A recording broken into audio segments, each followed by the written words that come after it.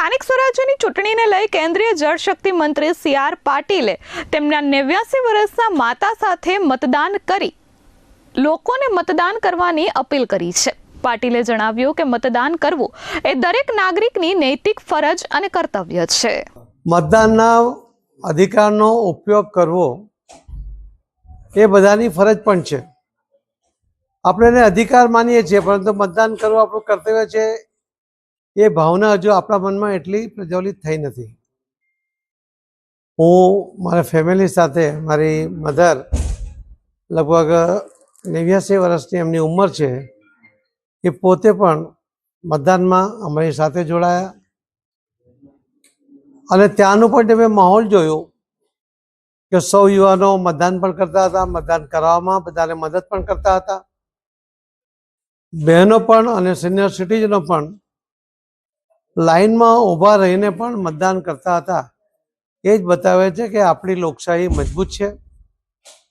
આપણા દેશને, આપણા રાજ્યને, આપણા શહેરને મજબૂત કરવા માટે, આપણા અધિકારનો ઉપયોગ કરીને અધિકાર પ્રાપ્ત કરવા માટે, કેમ કે આપણે મતદાનનો અધિકાર કરીશું તો જ આપણને બાકીના અધિકાર પ્રાપ્ત થાય છે. આપણી સગવડો માટે આપણે જે આપણો અધિકાર માનીએ છીએ એ પણ પ્રાપ્ત થાય છે. અને એટલા જ માટે મતદાનના અધિકારનો ઉપયોગ કરીને આપણા અધિકારો પ્રાપ્ત કરવા માટે મતદાન કરવું અત્યંત આવશ્યક છે. અને હું જોઈ રહ્યો છું કે સુરત શહેરની જે પરંપરા મુજબ શેરી મોહલ્લામાંથી, સોસાયટીઓમાંથી લોકો ઢોલ નગારા સાથે સામૂહિક મતદાન કરવા માટે નીકળી રહ્યા છે. સુરતની તો પરંપરા છે કે મતદાન કરીને આવો અને ખમણ સાથે ચા માણો. એ પ્રકારની જે પરંપરા રહી છે, એક ખૂબ સુદૃઢ મજબૂત પરંપરા છે, જેના કારણે લોકોમાં એક સૂત્રતા પણ જળવાય છે, એક સંગઠન પણ એમાંથી જળવાતું હોય છે. ઘણી બહેનો પણ પોતાના ઘરના લોકોને કહે છે, રાત્રે જ કહેતા હોય છે કે પહેલાં મતદાન કરીને આવજો, પછી જ ચા આપીશ. આ એક નાનો શબ્દ એ મતદાનના ટકાવારી વધારવામાં અત્યંત ઉપયોગી થતો હોય છે.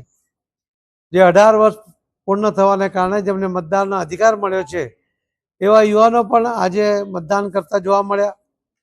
મેં એમને હાકલ પણ કરી કે તમે તમારા મતદાનનો અધિકાર કરીને સંતોષ નહીં પામતા, પરંતુ તમારા ઘરના તમામ લોકો, વડીલો, સિનિયર સિટીઝનો, એમની પાસે મતદાન કરાવો, એમને મતદાન કરવામાં મદદ પણ કરો. અને આ યુવાનો એ રીતે પ્રેરિત થઈને કામ પણ કરી રહ્યા છે. બહેનો પણ મતદાન પણ કરે છે અને કરાવી પણ રહી છે. સિનિયર સિટીઝનો પોતાના વર્ષોથી આ અધિકારનો ઉપયોગ કરતા હતા, પરંતુ શારીરિક નબળાઈ હશે છતાં પણ એ મતદાનનો અધિકારનો ઉપયોગ કરી રહ્યા છે. એમાંથી બાકીના લોકોને પણ પ્રેરણા મળે છે.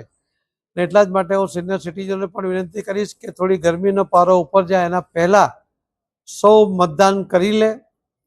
કદાચ જો ગરમી વધી પણ જાય તો છત્રીનો સહારો લે, પરંતુ મતદાનનો અધિકારનો ઉપયોગ જરૂર કરે એ હું આપના માધ્યમથી સૌ યુવાનોને, બહેનોને, સૌ સિનિયર સિટીઝનોને, ભાઈ બહેનોને સૌને વિનંતી કરું છું.